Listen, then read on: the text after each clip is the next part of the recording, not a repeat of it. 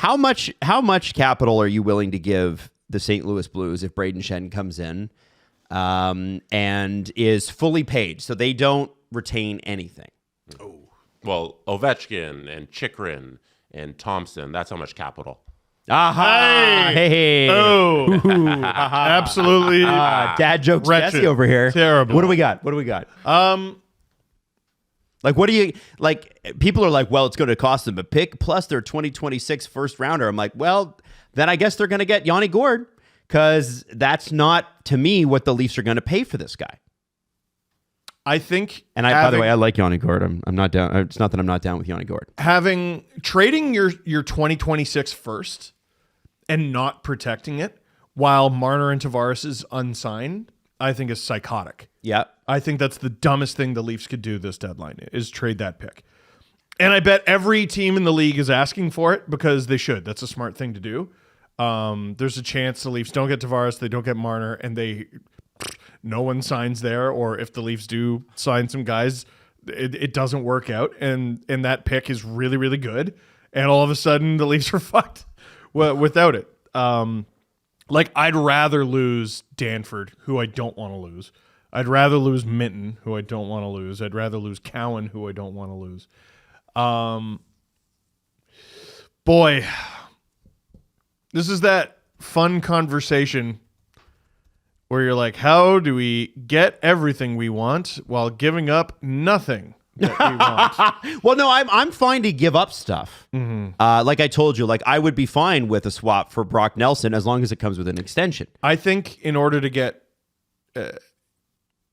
something that you want out of the Leafs, like a combination of some pretty good picks, hopefully avoiding the 2026 first, you got to take money back, I think. And I would like, if you're getting a center in Brayden Schenn, I think you need to take Kampf. And that allows you to re-sign Tavares, who wants to be here. Well, and then there's that. So Kampf is 2.4, Schenn is what, 6.5? Yeah. So that, you're still saving $4.1 million against the cap if you're the Blues. What picks do the Leafs have? Okay, well, let's look that up. That's what I'm. That's a really good question, Steve. I don't have that off the top of my head. Yeah, right, on the screen there. There we go. It's on the screen. Oh, shoot! I left my glasses. A second, a third, a fifth, a sixth, and a seventh this year. A first, a third, a fifth, a sixth the next year, and all their picks in 2027. Okay, so they have more picks than I thought they did, honestly. Not having the 2025 first hurts. They have Jake McCabe. That was the McCabe deal, and you do that every single time. The second and the third this year are very valuable. Obviously, the first next year I want to protect. There's the third next year. And then you get into... Oh, thank you, Maddie. I have my glasses now. And then you have every pick in 2027. But, like, if you're a rebuilding team, what does even a high pick 3 drafts from now do for you? If I'm the Leafs, I'm probably offering up the second and the third this year to any and everybody. The problem is, does that get Brayden Schenn done? Probably not. You probably need a prospect. Okay, what kind of a prospect? Yeah, like is that a Gurbenkin prospect or is that a Cowan prospect? Somebody a little better than Gurbenkin. See, because I think now Cowan's too much. Yeah, why? I agree with that. Because he's like a really good player. But Brayden Schenn is Brayden Schenn. Yeah. All right. Well, Brayden Schenn was Brayden Schenn. We don't know what he will be. Well, we know what he is right now. And he's very good, but I don't think like Easton Cowan objectively, as much as I've been like, hey man, listen, if you get an extension from 3-time almost 40 goal scorer Brock Nelson, trade him. But Easton Cowan could skip the AHL and jump right into the league next year and be a 10-goal, 30-point guy right off the bat. Here's what I would offer, like to give you an answer that's not an answer, but it's enough of an answer. If the Leafs are going to give up someone of Cowan's quality, I need you to take money back. Sure. So Cowan and Domi. Cowan, Domi is probably wishful thinking. I think they would take Kampf. Cowan, Kampf for Brayden Schenn. Like any Leaf fan, any Blues fan listening to this, who says no? Let's do the old. I think there's a lot of Leaf fans who are going to say no on Cowan. Now, and that's because we get attached to our prospects, and that's fine. You get a center for the next 3 years. I think he's got 3 years after this one. Pretty sure. No, I think it's 2 years. Is it? Yeah. I think it's this year and 2, yeah. Okay. Yeah. Because, he's in year 5 of 8. It's this year. Okay. The third. No, and then he has 6, and then 7, and then 8. Now, Oh, is that how they it's count 3 it? more years. Yeah. It's 3 more years after Oh, this. I'm looking at it right now. Yeah, I know. It says, I don't know how they count it. I miscount then. That's a lot of That's control. a lot of years. Yeah. That's a lot of control, but it's also a diminishing asset. He's not getting better. He's getting, well, it's just a matter of slowing down the slowdown. Oh, man. I think you do that for Cowan and Conf. I don't know if you do It's- Cowan. What the Leafs struggle with, here's why I would be okay with that. Like, rentals kill you. Rentals just slowly bleed you dry. Right? You're giving up, I think, a prospect as good as Easton Cowan for a guy who's going to play like 20 games for you. So let's say it's then, Brock Nelson. Sure, Brock Nelson, and then you lose in, let's say, the second round. Or Mikko Rantanen or whatever, right? Like you need an extension. Well, Rantanen, we're talking, if I'm Carolina, I ask for Nyes. And if I'm Brad, I spend the next 20, 25 minutes belly laughing. Yeah. Hitting myself so hard I leave welts. I'm laughing so hard. So Schenn's Then I hang up the Schenn's phone. not a rental. No, he's not. No. Yeah. No. So He's also a commitment. $6.5 million bucks. This is a guy that, by the way, in the playoffs, 75 career games, 11 goals, 29 assists, 40 points. So he does perform at about half a point a game a cup. and has a cup. Career high was 70 points in 17-18. He got to 65 2 years ago. And again, you have to remember, St. Louis's scoring has fallen off a cliff the last couple of years. It is down. You get Brayden Schenn for 6.5. You sign Tavares to 6.5. Let's say, for the same amount of... And you expect Schenn to get back up to 20 goals. I don't know if he's going to hit that this year, but I think it's not unfair to expect him because he had 24, 21, and 20 the last 3 seasons. I think it's ridiculous that you wouldn't do Cowan and Conf for Schenn.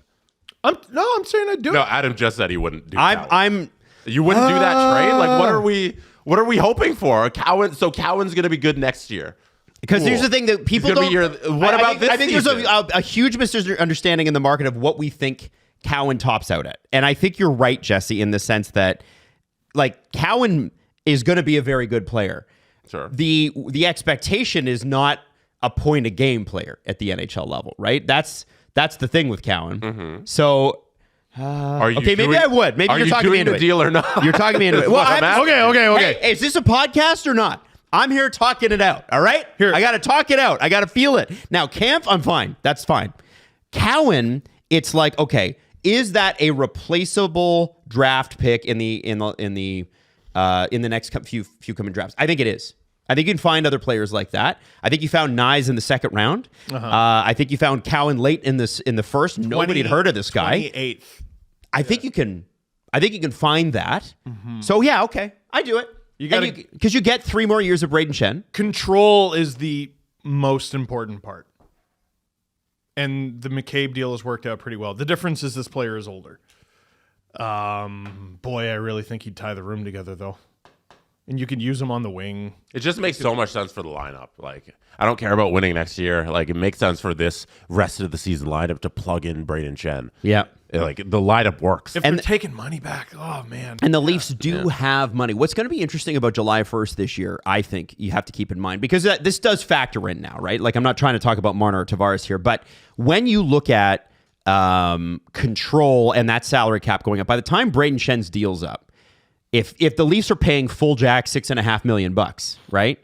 That salary cap, we're expecting to be in 3 years, $113 million, right? Mm-hmm. So that's 3 or 4% of your cap. That Schenn contract is how we'd look at the Kampf contract, right? Yes. Yeah, basically. That's crazy. That's kind of nuts, right? It's the same percentage, right? Based on your math there. So if he's right? playing fourth line duties at that point, you're like, well, like, there's worse options. And I don't think he will be.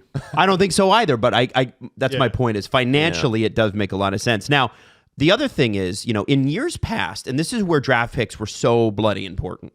In years past, you had a flat cap for half a decade. And we have to, it's going to be really hard to do, but we got to break ourselves of that mindset, because when you look at what's available in terms of cap and how much it's going to go up, and when this CBA is set up, hopefully in June, we have an extension on that.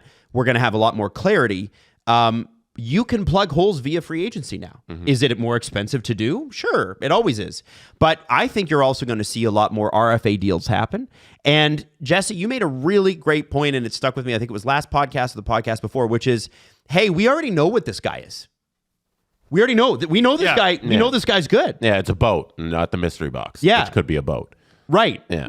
and that you're okay. Fine. I'm talking myself. Whereas into the 2026 first rounder, you have absolutely no idea. Yes. I would rather. Hey man, there could be a lockout before that. You don't know. It's damn. Or after that. No, like people might think I'm nuts saying I'd trade Easton Cowan. I would trade Easton Cowan before the 2026 pick. Wow. You think there's a chance like things go to shit and the Leafs could be bad? You have to plan take for that precaution. Yeah, like I understand that mentality. The Bruins, right? We talked about they traded Ullmark before solving the Swayman problem. You could argue that decision wrecked their whole season. They should be in a playoff spot. Obviously, right now they have the 2 injured defensemen. That's a killer.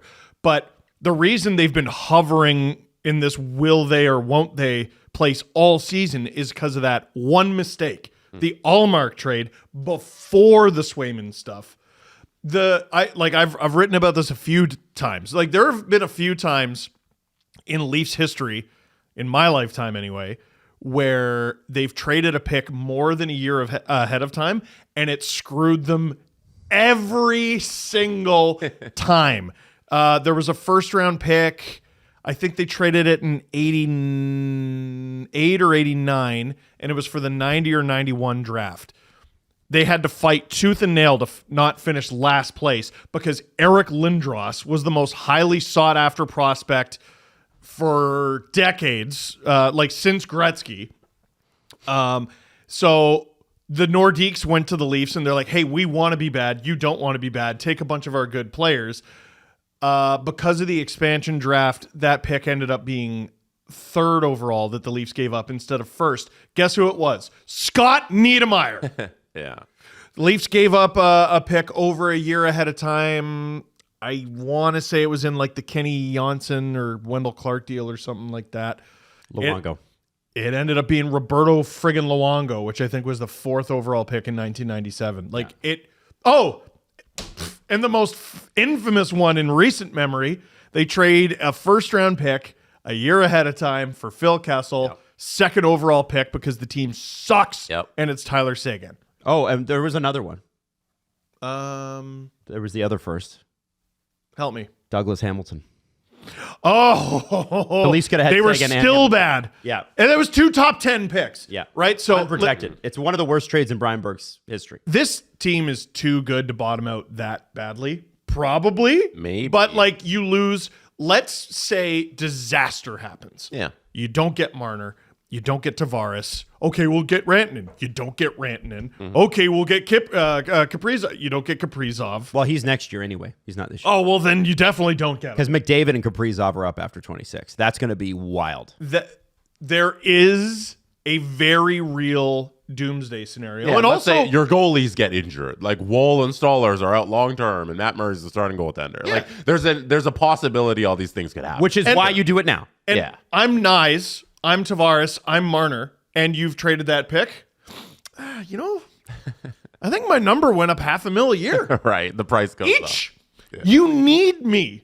You idiots. You got rid of all your what's the word I'm looking for? Leverage. Thank you.